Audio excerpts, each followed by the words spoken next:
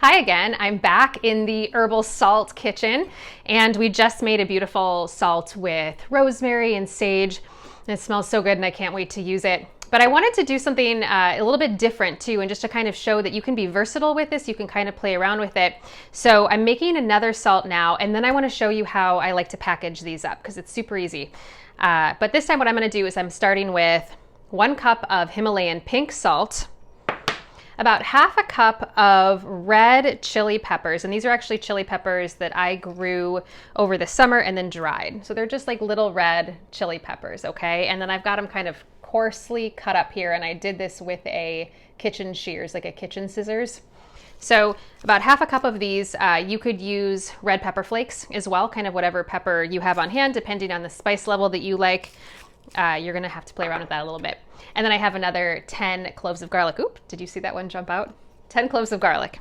So again, I'm going to pour the salt into my food processor. I'm going to pour my 10 cloves of garlic in. Yep, they're all in. And then I'm gonna pour my coarsely chopped red chili peppers in there. And you always have to be careful, of course, when you're working with hot pepper. So, protect your hands, protect your eyes, because they can get irritated from those spicy chemicals. Okay, and then I'm just gonna pulse this. I'm gonna let it rip here in the food processor and let it all come together so that we end up with this spicy, garlicky salt. It's gonna be a little bit pink and red. Okay.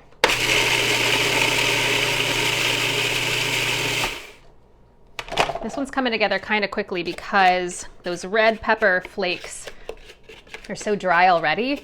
They just really want to break down easily inside of the salt with the food processor. But I'm going to give it another mix to make sure that all of the garlic is incorporated and it's no longer in big chunks.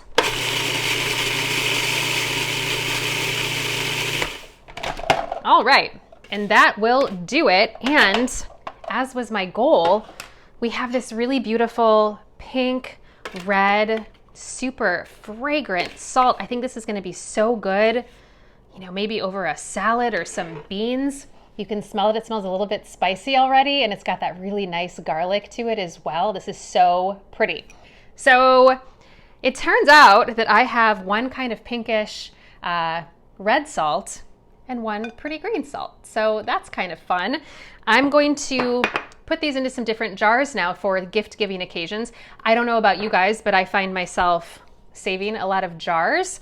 You probably do too, so I can put some into my saved jars. I also seem to have an assortment of little kind of like hexagonal jars, little hex jars. So I've got some of these guys, depending. And then of course our trusty jelly jar. So we all have a bunch of these in our house, I think. So I'm just gonna start to scoop some of this beautiful salt into a jar here.